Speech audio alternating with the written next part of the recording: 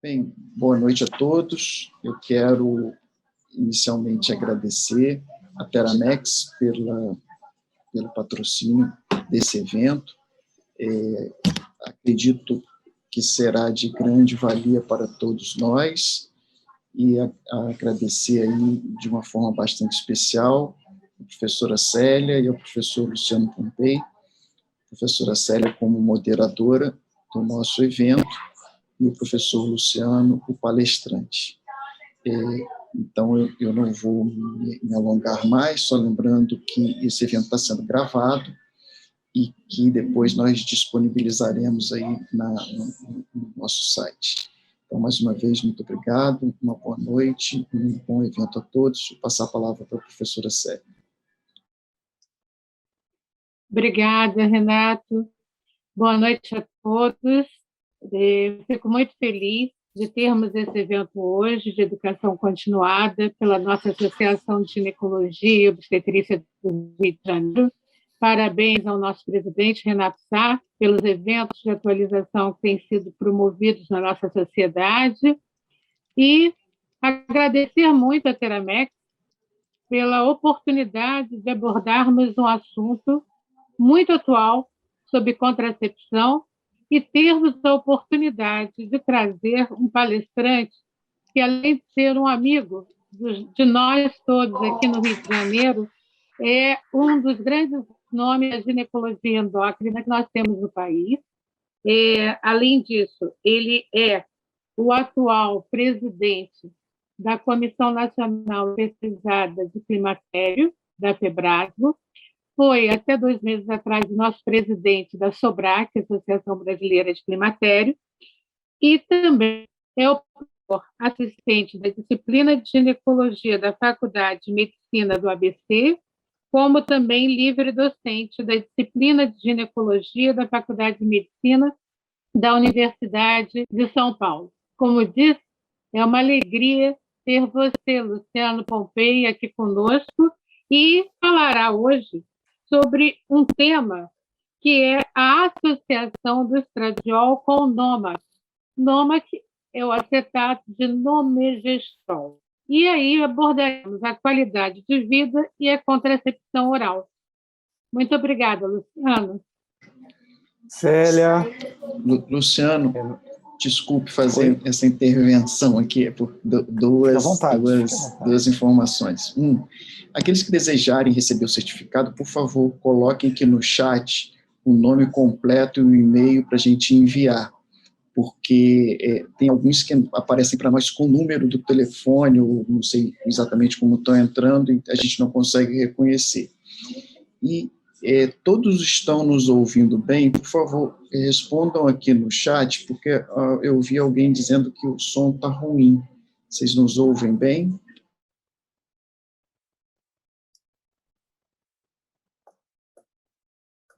Ótimo. Perfeito. Então, Luciano, fica à vontade, mais uma vez, desculpe te interromper. Imagina, Renato, fica à vontade.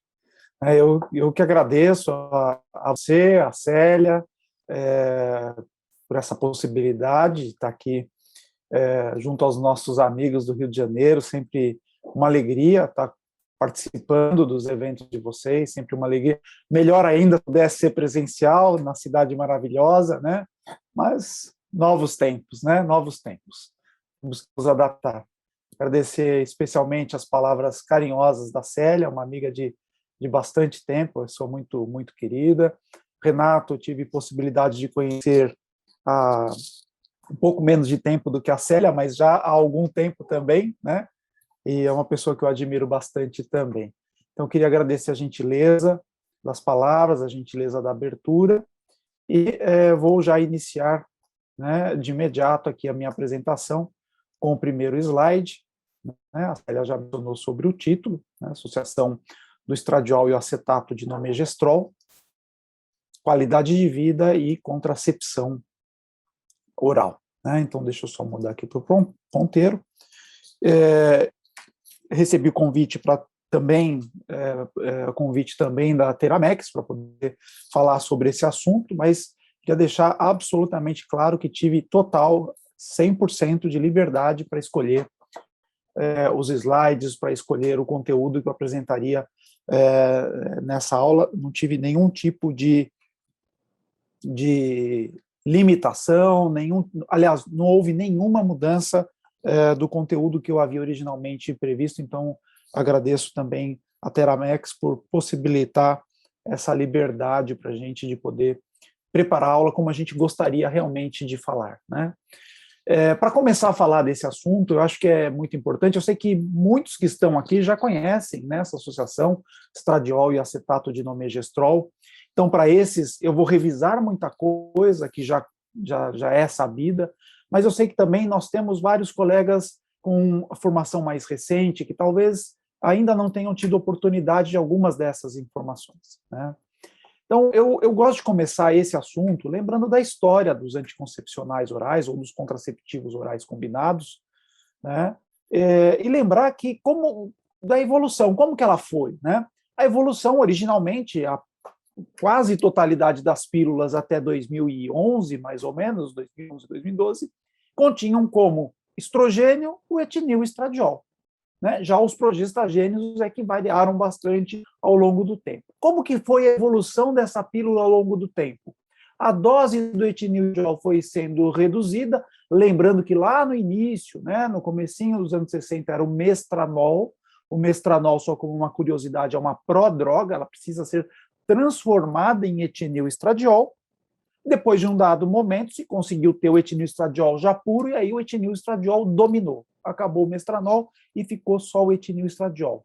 Só que o etinil estradiol se associava a alguns riscos, alguns efeitos colaterais, né, efeitos adversos, então se procurou ir reduzindo, falar, dá para reduzir essa dose para ter menos problema. Então a dose que era de 50, passou para 30, passou para 20, chegou em 15. De 15 em diante já não tem mais jeito, porque 15 já começa a dar muito escape. Então não dá para reduzir mais do que 15. E falando isso, eu já recordo que o estrogênio está na pílula essencialmente para manter o controle do ciclo.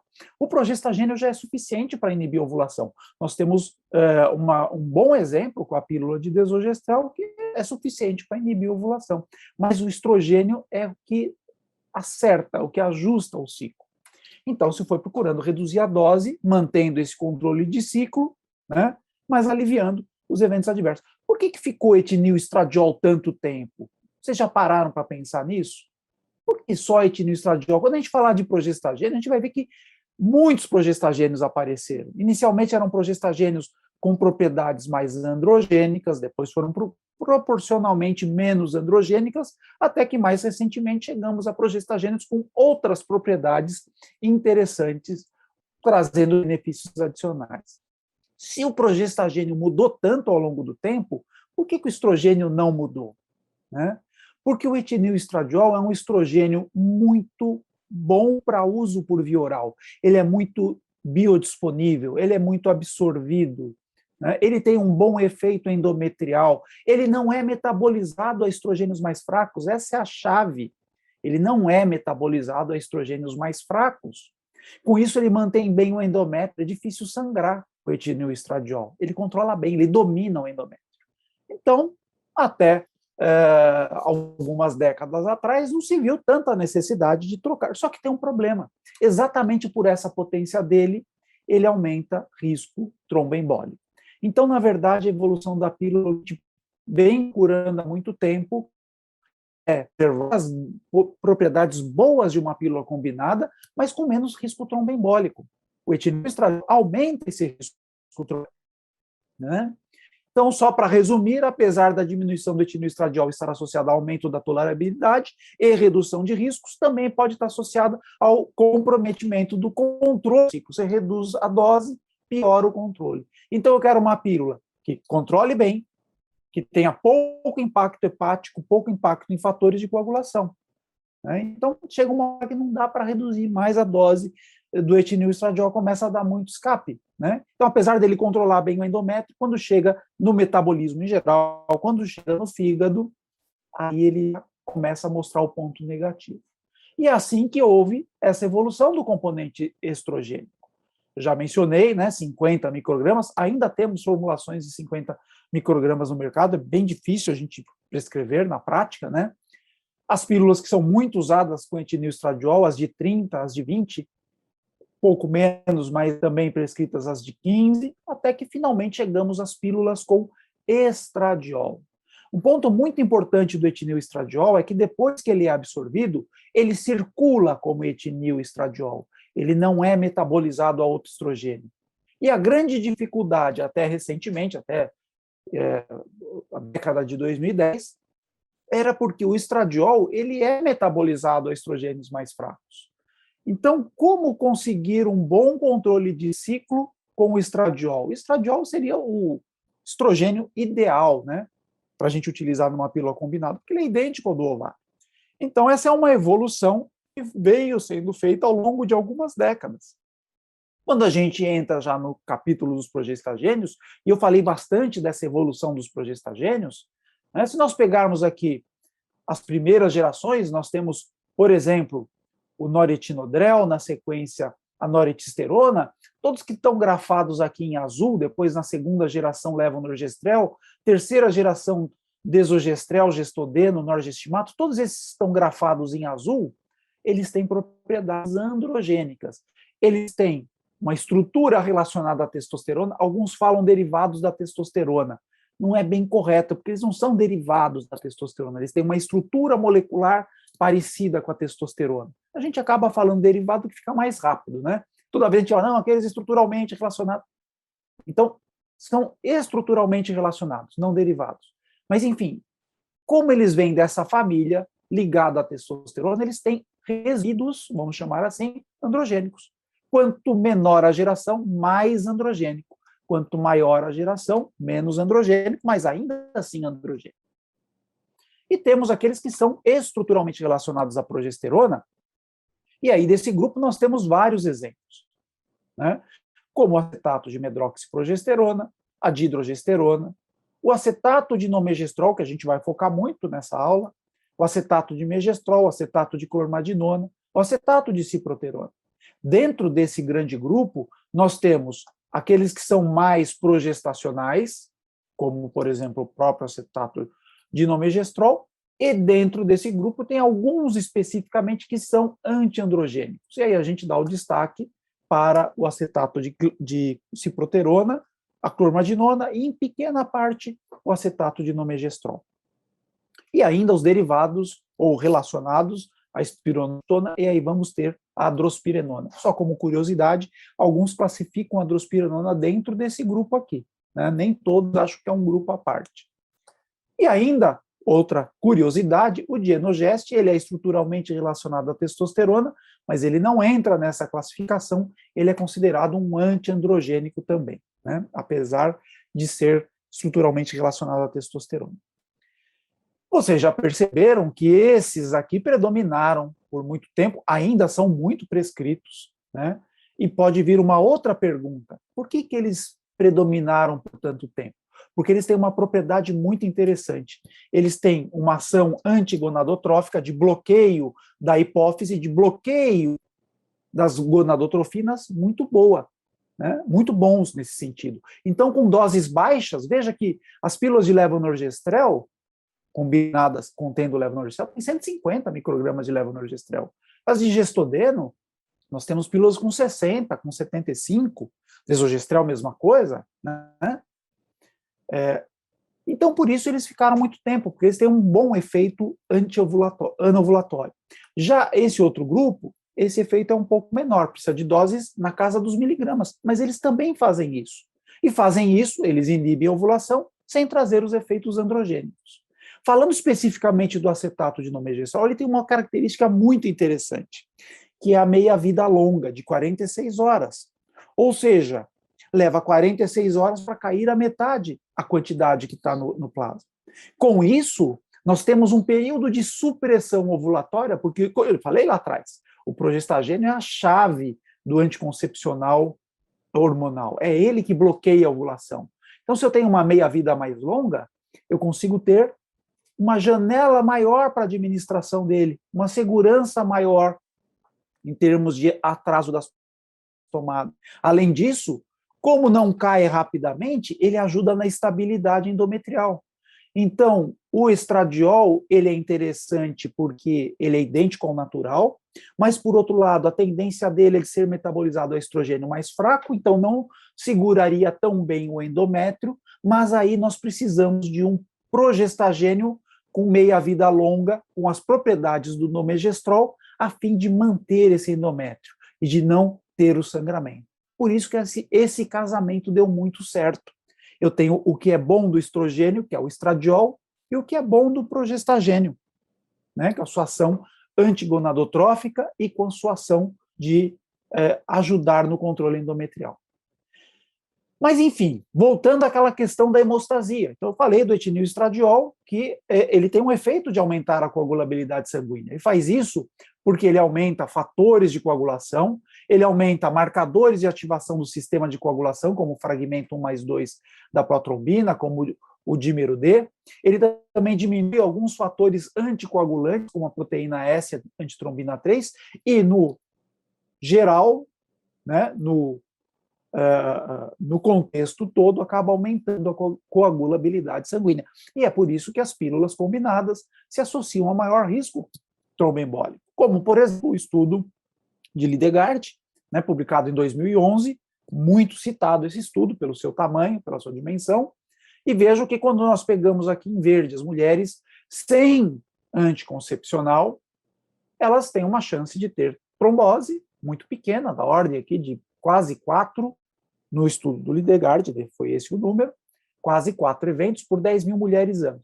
Aqui vem uma informação que eu acho que é bem importante, né? Primeira coisa, todo mundo martela na pílula como risco para trombose. Mas é importante dizer que mesmo aquela mulher sem pílula pode ter uma trombose, né? Essa chance é muito baixa, em torno de 4 eventos em cada 10 mil mulheres ano, né? Mas existe. Quando nós pegamos as formulações de anticoncepcionais combinadas, esse risco claramente é maior, vocês estão vendo aqui no gráfico. Nessa barra azul, nós temos formulações com etilneoestradiol e levonorgestrel, e a gente vê que existe um efeito dose do etilneoestradiol dependente. Quando eu saio de uma pílula de 50 para uma pílula de 30, diminui esse risco. Ainda assim, esse risco é maior, lógico, do que da não usuária. Mesma coisa para as pílulas de gestodeno. Eu saio de 30, vou para 20, diminui esse efeito. Mas tem um efeito também dependendo da composição. Se eu pegar uma pílula de 30 com levonorgestrel, uma de 30 com gestodeno, a com gestodeno vai ter um risco maior, né? Ok?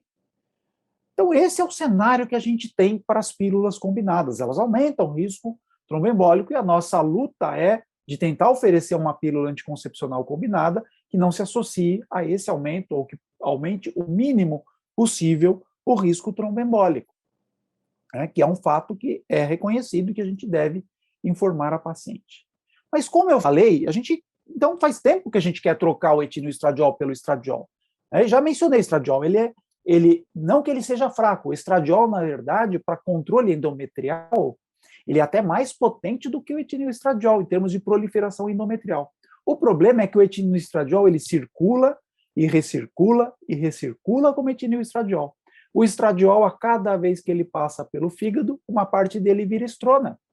E no próprio endométrio ele pode virar estrona, né? Mas, lógico, vamos tentar trocar por estradiol. Isso foi tentado em vários momentos, já na década de 90. E se demonstrou eficácia contraceptiva, mas teve problema de sangramento. Não se conseguia um bom manejo de sangramento. Os pacientes tinham muito escape. E aí, com muito escape, vocês sabem, fica difícil o paciente manter, né? Bom, o estradiol, eu também falei que ele é transformado em estrona no fígado, mas não só no fígado. Ele também pode ser transformado em estrona no próprio endométrio. E alguns progestagênios podem interferir nesse processo. Parece que o acetato de nomegestrol teria um papel de diminuir este efeito, né? O progestagênio diminui a expressão de receptor de estrogênio, vamos lembrar lá da fisiologia, né? Na fase folicular inicial, estrogênio aumenta receptor para progesterona, permite que a progesterona atue no endométrio, só que quando chega a fase da progesterona, a fase lútea, a progesterona diminui a expressão de receptor de estrogênio, né? Então, o progestagênio diminuindo o receptor de estrogênio, alguns progestagênios acelerando essa transformação de estradiol para estrona, fica difícil o estradiol segurar, mas com o nomegestrol é diferente. Daqui que vem o potencial para spotting e sangramentos não programados. Quando a gente pega esse conjunto, estradiol de um lado, como um estrogênio menor potencial para risco, para a formação de fatores de coagulação, para um status mais pró-coagulante, ele oferece o menor impacto nesse sentido. De outro lado, um progestagênio que tem propriedades que consegue, vou usar entre aspas aqui, domar melhor esse endométrio, nós temos uma pílula com uma composição muito interessante, que é a estesa, né? Porque tem um dos hormônios semelhantes ao produzido pela mulher, o estradiol, é indicada para contracepção, os comprimidos são todos iguais, né, com dose de 2,5 miligramas do acetato de nomegestrol, 1,5 miligrama de estradiol, é tomado um comprimido ao dia, sendo que o regime é monofásico, 24 dias, como vocês podem ver nessa imagem da cartela, seguidos de 4 comprimidos de placebo. Né? E aqui o lado do verso desse blister, né? Lembrando que os comprimidos são todos iguais, lógico, são numerados apenas por uma questão de facilidade da paciente, e ela pode colar aqui em cima uma etiqueta, né? Então, se, por exemplo, ela vai começar, hoje é o dia de começar a pílula, hoje é quarta-feira, então ela vai pegar uma tirinha de etiqueta que vem junto, que já coloca aqui quarta, quinta, para facilitar a paciente. Bom, lógico, a gente tem que partir do princípio que essa formulação ela tem que ser eficaz do ponto de vista anticoncepcional. Se ela não fosse eficaz, ela não teria nem sido aprovada pelas nossas agências regulatórias. É óbvio, né? É o mínimo que se espera de uma pílula para seja eficaz na gravidez. E quando nós olhamos os dados dos estudos de registro, né, vejam que o índice de Pearl com essa formulação, com CESA, foi de 0,38. Comparado à formulação de etilenoestradiol com drospirenona, foi de 0,81. Por que está comparando com etilenoestradiol e drospirenona? Porque é uma boa pílula, né? A gente não precisa diminuir o outro para falar que a mais nova é melhor. Não. Etilenoestradiol com drospirenona é uma boa formulação. É uma formulação muito bem sucedida no mundo. Mas veja que no quesito índice de Pearl, eu não posso dizer que esse número é melhor do que o outro, porque não deu significância estatística, mas claramente é um número menor, né? Isso chama a atenção da gente, que ela mostrou uma eficácia, do ponto de vista estatístico, igual, mas aparentemente melhor. E tem um detalhe aqui nesse cenário, né? As pacientes que usavam estesa no estudo, elas poderiam esquecer um comprimido, sem necessidade de contracepção adicional, ou 2 comprimidos, sem necessitar de outro contraceptivo, se esse esquecimento dos 2 fosse entre os dias 8 a 17. Né? Fora isso, elas eram excluídas dessa análise. Ou seja, isso aqui é uma análise tentando excluir a falha da paciente. Só que nós temos aqui algumas pacientes que falharam e mesmo assim entraram no grupo sem falha de uso. Já as pacientes do grupo etilenoestradiol drospirenona só poderiam esquecer um comprimido, sem necessidade de outro contraceptivo, entre os dias 8 a 14. Né? Ou seja, foi mais... A gente incluiu aqui, né, os autores incluíram no grupo etilenoestradiol drospirenona aquelas que foram mais restritas ao uso correto. No grupo estesa, algumas que escaparam um pouquinho do uso tão correto foram incluídas. E mesmo assim teve esse número aparentemente menor. Por que isso? Um dos motivos é por causa da meia-vida mais longa do acetato de nomegestrol. Né? Lógico, a gente não pode falar para a paciente, olha, se você esquecer, tudo bem. Lógico que não pode. Né? A gente sempre tem que falar, olha, a senhora tem que usar todos os dias, direitinho, não deve falhar, porque é importante. Agora, às vezes, as mulheres podem esquecer. E aí, se ela te liga, você está lá no seu consultório, ou está no ambulatório, olha, esqueci, o que eu faço? Se esqueceu um comprimido do estesa, fica tranquilo. Né? A chance de falhar com esquecimento de 1 segundo esses dados é muito pequena, né?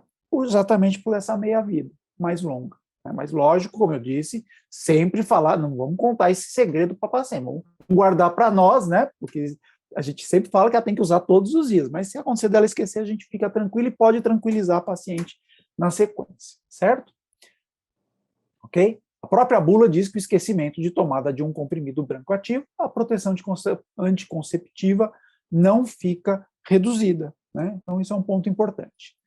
Recapitulando algumas coisas, né? Supressão da ovulação, regime de administração, posologia e retorno à fertilidade, né? Então, nós temos um período livre de hormônios curto, apenas 4 dias, lembra? Regime 24 mais 4. Regime 24 mais 4 já melhora um pouco a efetividade, aumenta a eficácia. Por quê? Porque demora para o eixo hipotálamo hipofisário assumir de novo o controle, né? Demora alguns dias. Quanto maior for esse intervalo, mais chance você dá para o eixo voltar a funcionar e a estimular o ovário. Então, quando o intervalo é curto, é melhor, né? Então, existe um aumento da supressão do crescimento folicular. Fica mais difícil de aumentar os níveis do FSH. O regime 24/4 pode também ajudar, mais 4, né? Quando a gente utiliza essa sigla mais 4, significa que são 24 ativos, mais 4 de placebo. Geralmente, quando se fala 24/4, são 24 ativos e 4 de intervalo, mas que não tem placebo na cartela. Então, aqui tem um placebo. O placebo ajuda a evitar o esquecimento do início de uma nova cartela. E, como regra geral, a pior pílula que uma mulher tem para esquecer é a primeira da cartela seguinte. Esquecer a primeira é onde tem o maior risco de falhas da pílula. Então, ter placebo ajuda muito. Ter os 4 de placebo, porque ela vai tomando e não esquece a próxima. Instruções claras e fáceis de entender, no caso de esquecimento de dose. O fato de ser um regime monofásico facilita muito, né, porque quando tem o esquecimento é fácil de corrigir. E o retorno à fertilidade. Após a descontinuação dessa formulação de estesa, o retorno da ovulação ocorreu em média 20, vamos arredondar para 21 dias depois do último comprimido, né? Mas algumas ovulações já ocorreram a partir do 16º dia. Então, o retorno à fertilidade é rápido, não tem efeito de depósito, né? Apesar de ter a meia-vida longa, mas não é longa, tão longa assim, que teria um efeito de atrasar em meses o retorno à fertilidade. Não, no mês seguinte ela já pode engravidar. E o sangramento? Eu falei lá atrás para vocês que etinoestradiol predominou muito e nós tivemos, na história da pílula, dificuldade para tocar para o estradiol, justamente porque quando se tentava tocar para o estradiol, sangrava, dava spot. Então vamos comparar, e vamos comparar de novo com uma boa formulação, etinoestradiol drospirenona.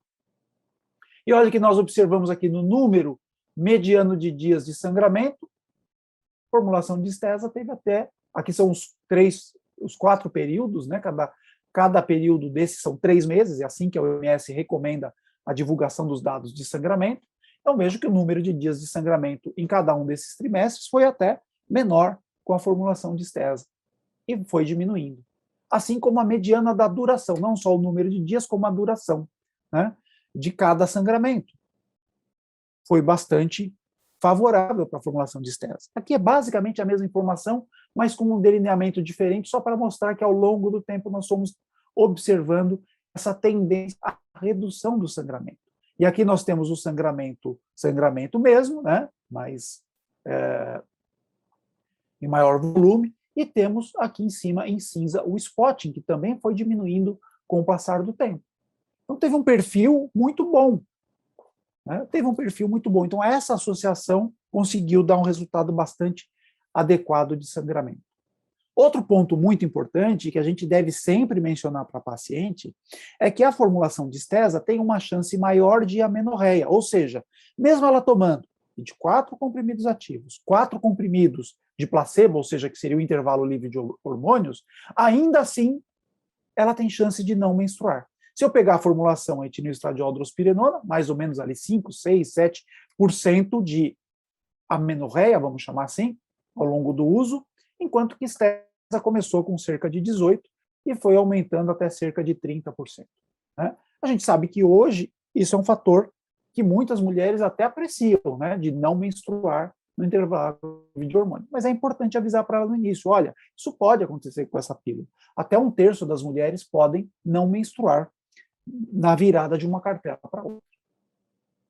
E aí, lógico, as pessoas tentam achar explicações. Por que o sangramento ficou num padrão tão bom? Por que teve um controle tão bom quando se colocou esse acetato de inomegestrol? Primeiro, porque tem uma forte ação antiestrogênica no endométrio, no sentido de interromper a proliferação, nesse sentido.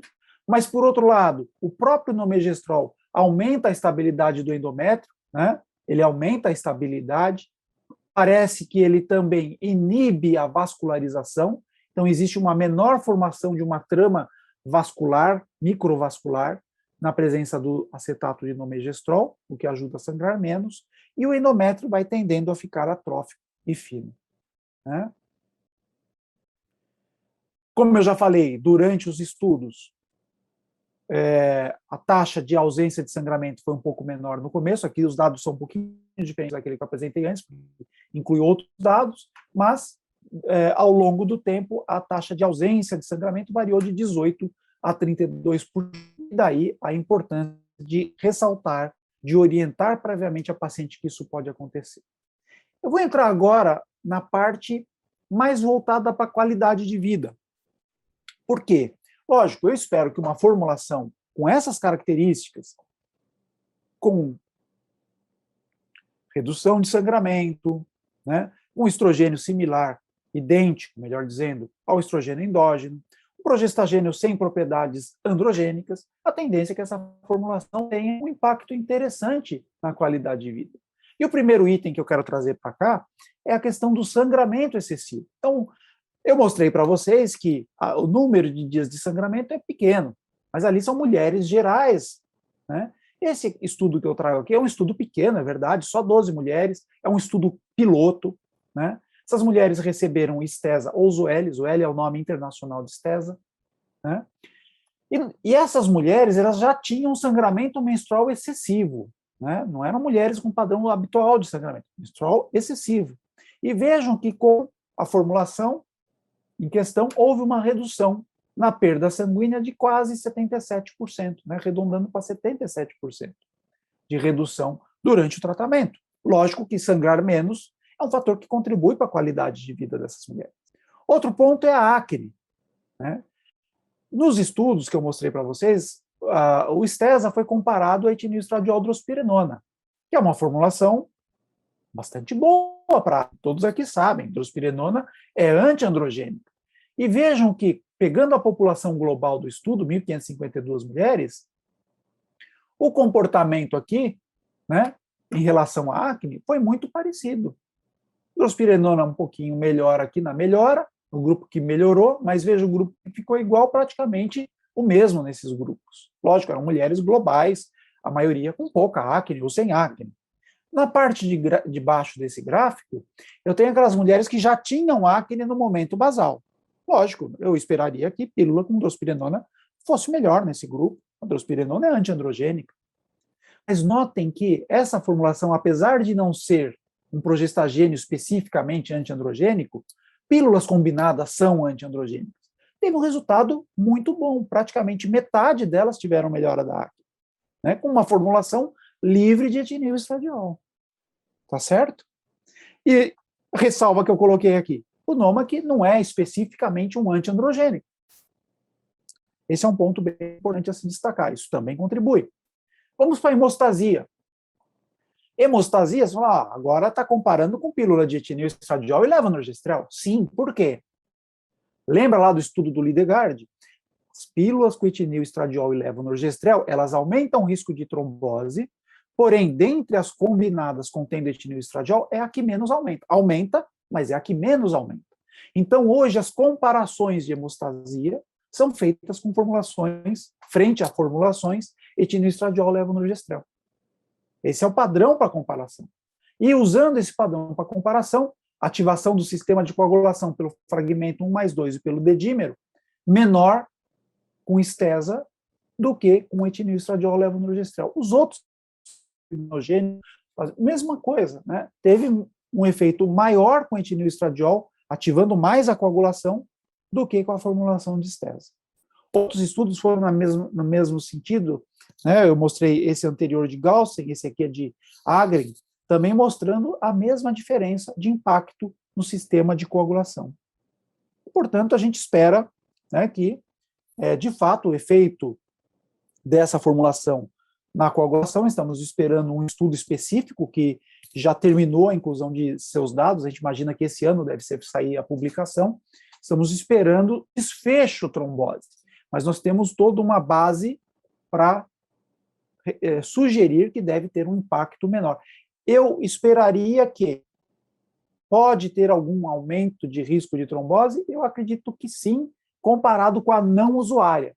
Mas a minha expectativa é que esse aumento vai ser menor do que com a pílula de etinil estradiol levonorgestrel, que é o padrão de comparação. É o que eu espero. Vamos esperar, vamos aguardar os estudos para ver se esse desfecho se mostra dessa forma. Então, eu espero que tenha um impacto na coagulação, na trombose, menor do que o padrão de comparação hoje, que é etinil estradiol levonorgestrel. É isso que a gente deve aguardar. Outro efeito que é a questão da pressão arterial, né? E vejam que aqui, desculpem que a legenda cortou-se para estar aqui nessa primeira cor, e nós temos a pressão sistólica e diastólica, e vejam que a pílula com etinil estradiol ela leva a um aumento da pressão sistólica. E esse efeito é dose dependente. Conforme eu reduzo a dose do etinil estradiol, eu reduzo a dose, o efeito no aumento da pressão. Mas veja a pílula com estradiol. Ela praticamente não teve efeito. Na diastólica, quase nada. Aqui não chegou nem a 2 milímetros de mercúrio, frente, né, a uma taxa maior do que essa com as pílulas de etinil estradiol. Por que isso? Porque o seu impacto hepático no sistema renina-angiotensina-aldosterona é menor do que etinil estradiol.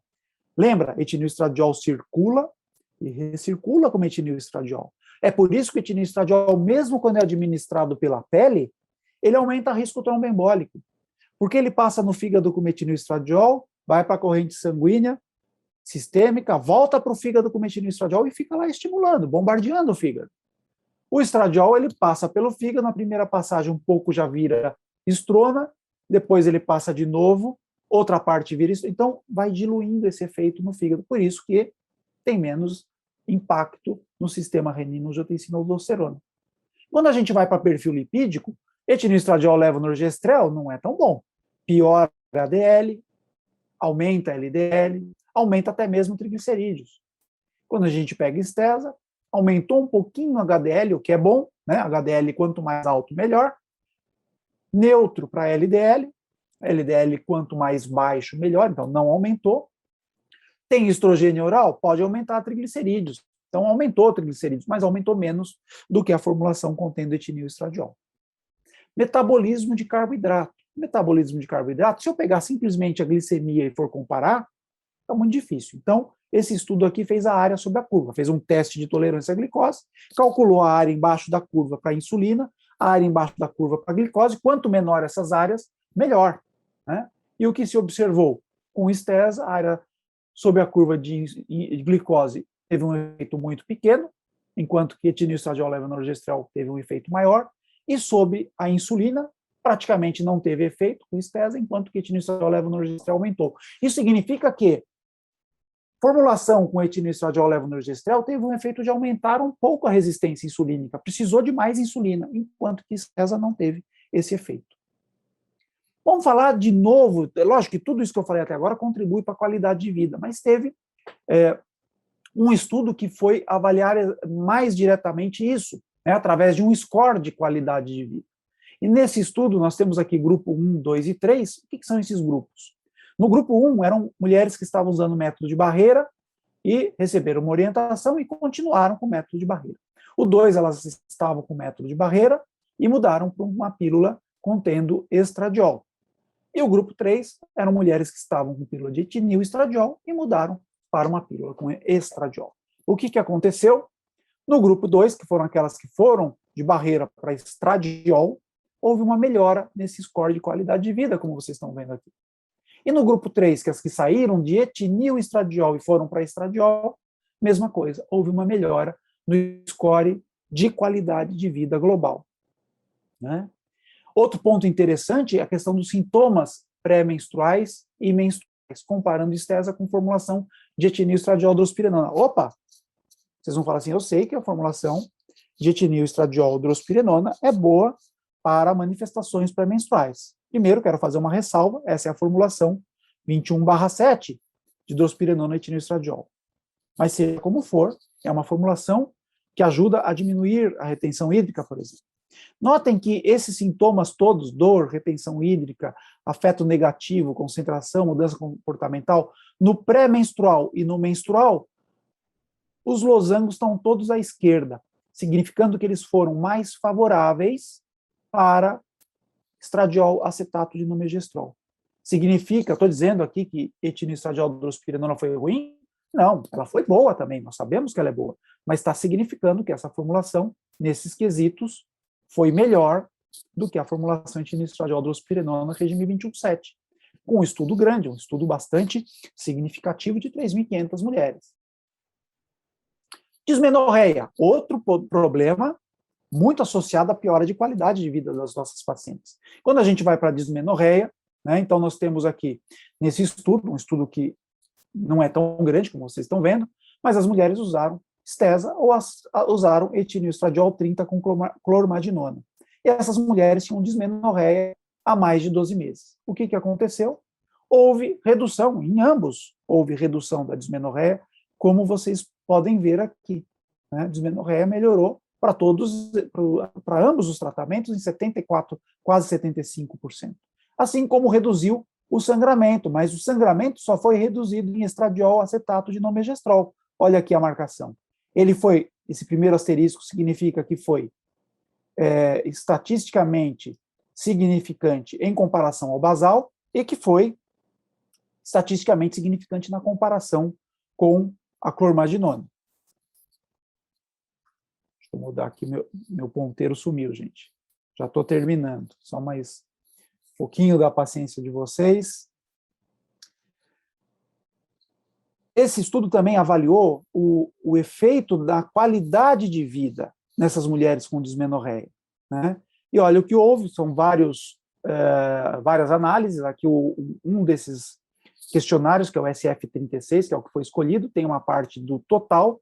Então, a formulação de Stesa teve um efeito superior, isso foi estatisticamente significante em comparação com o basal. Né? No aspecto de sintomas físicos, também aparentemente aumentou para ambos, mas só a formulação de Stesa foi estatisticamente significante. E no mental, né, no efeito, na parte mental desse score, foi melhor também com o Stesa. Né? Dor crônica, né? Nesse estudo, mulheres com dor crônica, 99 receberam esta formulação, as outras 63, grupo controle, foram tratadas com anti-inflamatório não hormonal. O que aconteceu? Anti-inflamatório não hormonal, num score analógico visual, manteve mais ou menos igual, como vocês podem ver, enquanto que o grupo que recebeu estradiol acetato de nomegestrol teve uma redução bastante evidente, estatisticamente significante no score de dor. Né? E aqui, especificando por cada período, separando dor crônica, dor pélvica crônica, dismenorreia, dispareunia, nós podemos ver à esquerda o grupo anticoncepcional, à direita o grupo controle, no escuro, no preto, é o basal, depois as cores mais claras, 3 e 6 meses, nós vemos claramente que para todos eles houve uma nítida redução, enquanto que para o anti-inflamatório esse efeito foi muito, muito menor. Né? E ainda avaliando os outros scores, né, de qualidade de vida, também do SF36, scores somáticos, scores mentais, nós vemos que há uma melhora desses scores com a pílula de estradiol Nomac, enquanto que com o anti-inflamatório não teve esse efeito. E o último estudo que eu vou apresentar é o estudo de sexualidade, né, um estudo com mulheres de 19 a 32 anos, e que tinham um desejo sexual hipoativo que se atribuía à pílula, né, pelo uso de pílula combinada, achava que tinha diminuído o desejo sexual. Essas mulheres, então, com pílula com etinoestradiol, podia ter qualquer uma dessas composições, drospirenona, clormadinona, dienogeste, tiveram suas pílulas trocadas para a formulação de estradiol e acetato de nomegestrol. Vários parâmetros foram avaliados, como vocês podem ver, e resumidamente aqui, nós podemos ver que houve um aumento do score do FSFI, ou seja, é um dos scores que se usa para avaliar a sexualidade, né? Houve até um aumento do androgênio livre nessas formulações, mas houve um aumento do score do FSFI, portanto, um efeito benéfico, e a diminuição do score, né, do FSDS, que é um score que avalia a angústia, né, em função da redução da alteração da sua sexualidade, da disfunção sexual, e quanto menor esse score, melhor. Então, reduzir esse score é bom, e houve uma redução. Então, para conclusão, estesa, né? Tem estrogênio estruturalmente idêntico ao natural, o progestagênio com seletividade para o receptor de progesterona e meia-vida elevadas, alta eficácia anticoncepcional, boa tolerabilidade, o regime é monofásico, 24+4, ou seja, 4 comprimidos de pílula no final, padrão de sangramento também favorável, um bom perfil metabólico, melhora da dismenorreia, da dor pélvica e da qualidade de vida. Desculpem se eu excedi aqui o meu tempo, mas encerro agradecendo a atenção de todos e estou aqui à disposição se tiverem alguma pergunta ou quiserem dividir alguma experiência, estamos aí. Muito obrigado. Eu que agradeço, em nome da SGORG, viu, Luciana? Adorei a abordagem ampla. Eu já havia solicitado no chat que os colegas colocaram as perguntas naquele QIA, né? Perguntas e respostas. Até agora não temos perguntas, eu estou aguardando, mas eu tenho algumas. Então, eu vou começar aqui. Nós temos residentes assistindo a nossa apresentação, e eu queria saber de você o seguinte: em relação à contracepção oral combinada, existe alguma diferença em critérios? Eu posso usar esta pílula estesa com estradiol, aonde o etinil estradiol é contraindicado? Como é que nos comportamos aí? Célia, essa é uma pergunta muito importante, muito pertinente, e a resposta é, infelizmente, ainda não. Né? O critério de elegibilidade da OMS, também o critério de elegibilidade do CDC, que o do CDC é bastante parecido com o da OMS, tem algumas coisas um pouquinho diferentes, até sugiro que os colegas conheçam também do CDC, tem aplicativo para você usar no celular do critério do CDC, mas nenhum deles ainda contempla essa diferença, né? Até porque do ponto de vista de vida, de tempo de vida de uma pílula, é uma pílula nova. Vamos precisar colecionar muitos trabalhos de coorte, que hoje, inclusive, são mais rápidos, né?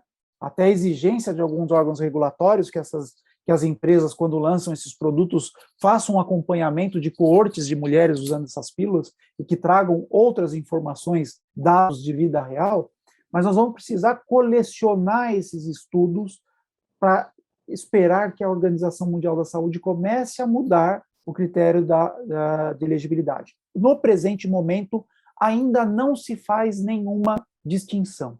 E aí, Célia, a gente cai numa situação que é extremamente curiosa, no mínimo, né? No mínimo curiosa.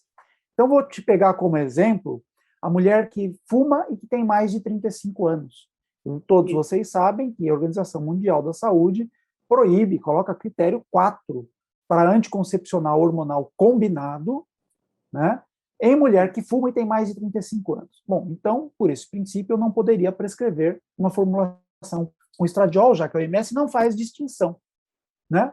Agora, vamos pensar o seguinte: uma mulher, quando chega na menopausa e fuma, o cigarro não é uma contraindicação à reposição hormonal, mesmo por via oral. Isso está, inclusive, no consenso da SOBRAC, né, que eu tive a honra de presidir por alguns anos. E a gente dá estradiol para a mulher na menopausa, mesmo que fumante, e aí quando chega, se eu for pensar nessa formulação, ela aos 35 anos fumante, eu não posso dar. Então, eu espero que em algum momento, né, exista aí uma revisão nesse sentido, mas por enquanto, né, a OMS colocaria como o que é contraindicação para etinil estradiol continua sendo contraindicação para estradiol. Ótimo. Tem uma pergunta sobre estesa e litíase biliar. Então, a gente sabe, né, que todas as pílulas combinadas, elas podem aumentar discretamente o risco de litíase biliar. Esse aumento não é grande, é um aumento pequeno. A própria, aliás, já que falamos da reposição hormonal, a reposição hormonal também pode aumentar um pouco, quando por via oral, o risco de litíase, mas esse aumento é muito pequeno, né? Eu não conheço um estudo específico de estesa para litíase biliar, né? Eu acho que a gente só vai poder afirmar se aumenta também e se é na mesma magnitude de etilenoestradiol, que eu acredito que não, mas a gente só vai poder falar isso na medida em que nós tenhamos estudos de coorte, ou até mesmo de caso controle, mas especialmente de grandes coortes, porque são eventos que são relativamente pouco comuns nessa população, né, na população das mulheres jovens que necessitam de anticoncepção. Então, por enquanto, que eu conheça, não há nenhum estudo que tenha demonstrado essa associação, mas é possível até que exista. Ok. E em relação ao perfil da usuária, em termos de faixa etária, eu vi no estudo apresentado que a faixa era ampla, mas alguns colegas colocam como a pílula anticoncepcional para aquela mulher na transição menopausal. Isso é uma interpretação errada, você concorda? Eu concordo, Célia. Eu acho que essa formulação, ela casa muito bem com aquela mulher próximo da menopausa, porque a gente não vai ter aquela preocupação no passado de descobrir quando que eu tenho que mudar para TRH.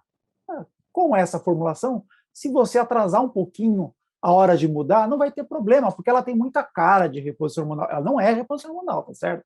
Não está em bula como reposição hormonal. Não estou falando para usar como reposição hormonal. O que eu estou falando é, se você não conseguiu determinar exatamente ali o momento de mudar de anticoncepção para TRH, tudo bem. Se atrasar um ano, tudo bem, não vai ter problema, né?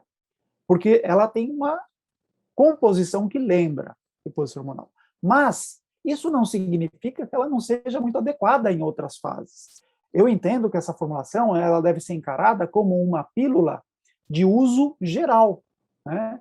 Eu imagino no futuro, né, nós teremos como principais opções de pílulas de uso geral uma pílula com etilenoestradiol levonorgestrel. Eu acredito que ela vai ficar alguns anos ainda, porque ela tem muito baixo custo e a gente sabe que na rede pública acaba sendo a pílula que mais o serviço público compra pela questão do custo, né?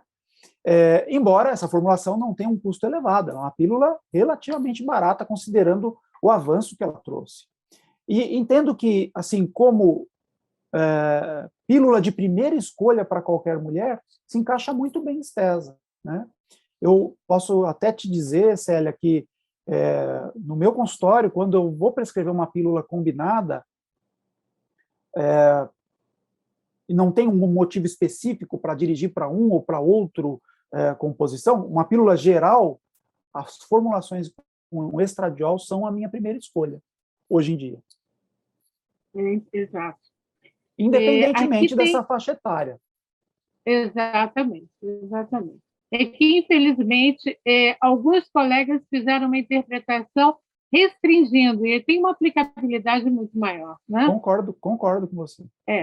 Nós temos um colega que faz parte, inclusive, da Câmara Técnica de Ginecologia e Obstetrícia do CREMERG, o doutor Salvador, que está dizendo aqui, excelente apresentação, e ele coloca um comentário, ele coloca assim, com 50 anos de lado, atrevo a filosofar um pouco. A pílula trouxe uma grande mudança comportamental no mundo e mudou totalmente o papel social e profissional das mulheres, com grande melhora na qualidade de vida das usuárias. A evolução química dos contraceptivos orais diminuindo cada vez mais os efeitos negativos. No entanto, o que eu noto atualmente é uma reação das usuárias contra qualquer tipo de hormônio, com o consequente aumento das gestações não programadas. Esta é uma percepção atual minha ou corresponde à realidade? Eu vou complementar até no sentido do que eu estou vendo também. Hoje, nós temos um certo modismo dentro da área da nutrologia, em que existe uma apologia pílula anticoncepcional combinada, não aceite do seu médico, e muitas vezes aquela mulher especificamente tem uma indicação para usar a pílula combinada naquele momento da sua vida. Então, o que você percebe dessa situação que nós estamos vivendo? Não a pílula anticoncepcional. Eu achei excelente esse posicionamento de ambos, seu e do Dr. Salvador, né? Eu entendo, de fato está acontecendo, não é uma percepção isolada dele, não como a pergunta que ele mencionou, né? Não é uma percepção isolada, isso é uma constante, todos têm falado isso, mas eu complementaria, ousaria dizer que entendo que ainda é uma minoria barulhenta, né? Sim, bastante se fala em torno disso, mas a pílula ainda é disparado o método anticoncepcional mais usado. Em 2019, pré-pandemia, eu fui convidado a dar uma palestra num evento e me pediram para falar, não lembro o título exato, mas era a esse respeito. Uhum. E eu fiz um levantamento desde 2014 a 2018, um quinquênio, né, do que estava acontecendo com esse mercado, né? E, de fato, vem caindo, ano a ano, a participação da pílula, mas ela ainda tem ela está lá em cima, né? Ela está lá em cima, mas, de fato, vem caindo a participação da pílula discretamente, né? E acho que essa percepção cai, em grande parte, por muitas preocupações que surgiram com as pílulas de etilil estradiol, né? Agora, eu entendo que é nosso papel informar, não só informar a nossa paciente, mas muitos que estão aqui têm condições de participar de listas, têm condições, acabam participando, levando informação para a sociedade em geral, né, pelos mais diversos meios. É muito importante esclarecer para as mulheres que a própria gravidez, ela aumenta o risco de trombose, por exemplo, num nível muito maior do que a pílula. Nenhuma mulher vai deixar de engravidar, se ela for saudável, né? Só por esse medo. Lógico que não. Lógico que não. Ela vai escolher o melhor momento, né? Agora, que existe um risco, existe, né? Agora, imagina engravidar sem estar querendo, sem estar no momento oportuno para aquela pessoa. Prejuízo para toda, muitas vezes para a sua vida, né? Está em formação, está estudando, está formando a sua carreira, e um filho, por mais maravilhoso que seja, né, a paternidade e a maternidade, no momento correto é maravilhoso, mas no momento que a pessoa não está preparada, pode ser um problema. E é também isso que leva a um outro problema, que é os abortos clandestinos, né, que acontecem, né, e que pode culminar, inclusive, com a morte, né?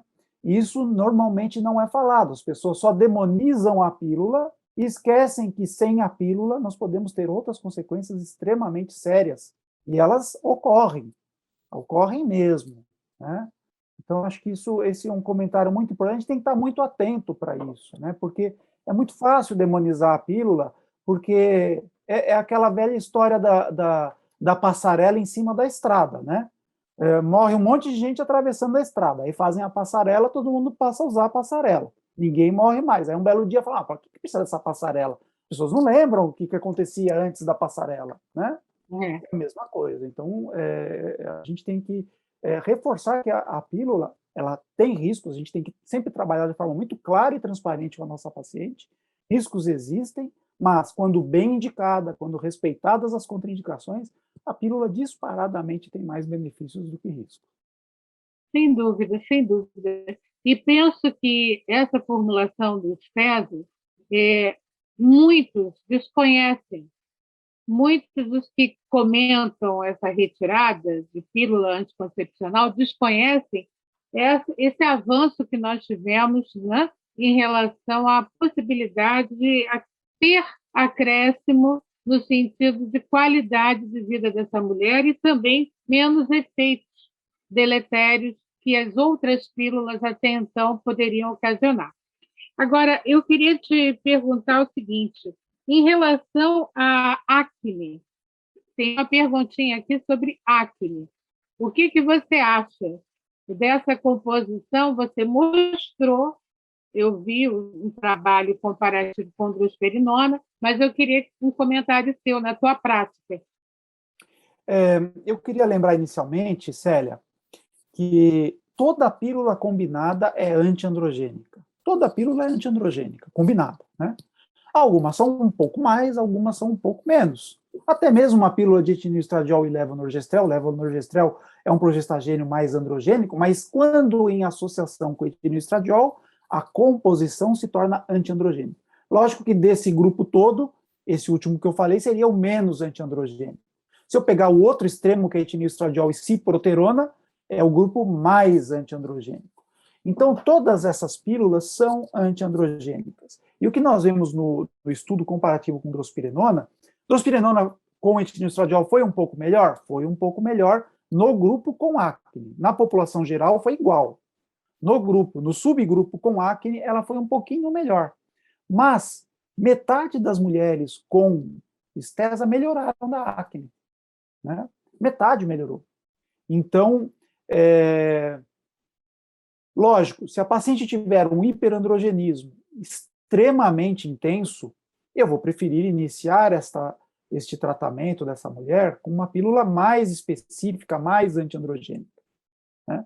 Se ela tem um quadro de um hiperandrogenismo leve, uma acne não tão significativa, não vejo problema nenhum em começar de cara com estesa. Se ela tem um hiperandrogenismo intenso e eu comecei com uma formulação mais específica para isso, depois de 6 meses, de 1 ano, que ela melhorou muito, eu posso pensar em trocar por uma formulação sem etilneestradiol para tentar reduzir o risco dessa mulher. E se ela ficar bem com essa formulação, ótimo, mantenha assim. Normalmente é esse o raciocínio que eu faço. Ótimo. Algo que me encantou na prática clínica em relação ao estesa é o padrão uterotrófico que você comentou em relação a sangramento forte, né? Você consegue dar uma segurança maior à mulher em relação ao risco de spot. A qualidade de ação que nós temos desse progestagênio é excelente nesse sentido. E também, outro dado que você colocou que eu acho muito importante é que, ao prescrever estesa, é importante que fale que poderá ocorrer a menorreia. E muitas vão adorar. Sim. A maioria vai gostar muitíssimo, mas é importante avisar, né? Célia, você veja que na década de 90, quando se tentou usar o estradiol, teve o problema de ter muito spotting. Isso nenhuma mulher gosta, é óbvio, né? Mas também teve algumas formulações que causaram um pouco mais de amenorreia. Só que naquele momento, em 1990, ter amenorreia era algo que preocupava um pouco a mulher. Hoje, 2020, mas a pílula foi lançada em 2011, 2012, a partir de 2012, as pílulas de estradiol, a mulher tem uma outra ideia, né? Para a mulher atual, vocês sabem muito bem disso, uma grande parcela gostaria de nunca menstruar. Então, hoje elas têm grande confiança na pílula anticoncepcional como método anticoncepcional e elas já não associam mais que se não menstruar ela deve estar grávida. Ela só precisa saber que pode Sim. não menstruar e que se ela não menstruar, se ela tomou direitinho e não menstruou, ok, não tem problema nenhum. Ótimo. Tem uma pergunta aqui sobre o SHBG. Se o estradiol aumenta o SHBG como o etilneestradiol?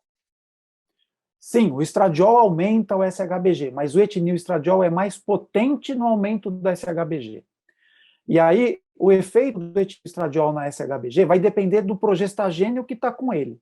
Se eu pegar, por exemplo, o levonorgestrel, que é mais androgênico, numa pílula com etilneestradiol, ele vai aumentar menos o SHBG, vai aumentar, mas vai aumentar menos do que numa formulação com etilneestradiol e clormadinona, por exemplo, que não é androgênica. Então, nessa formulação, vai ter mais aumento de etilneestradiol.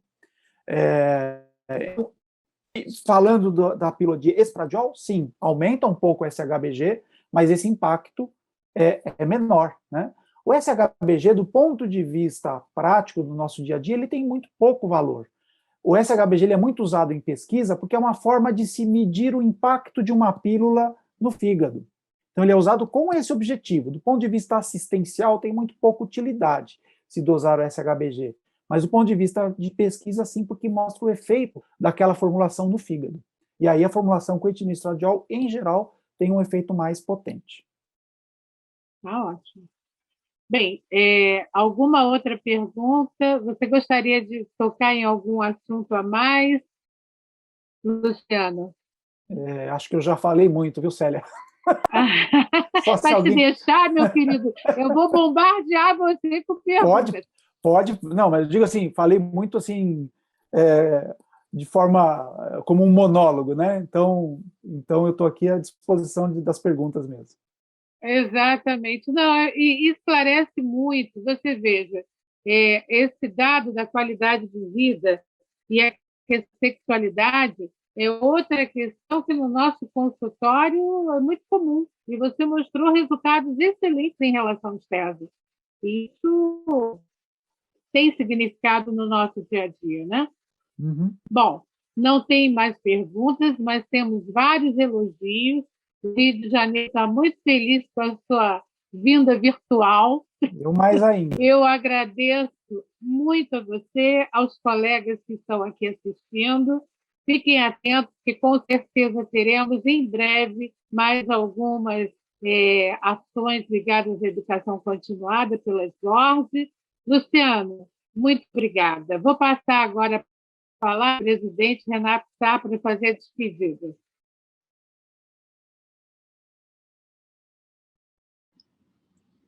Eu queria só, mais uma vez, agradecer ao Luciano, a você, Célia, pela carinho, pelo cuidado da apresentação, e a Teramex por ter aí nos proporcionado esse momento de educação continuada.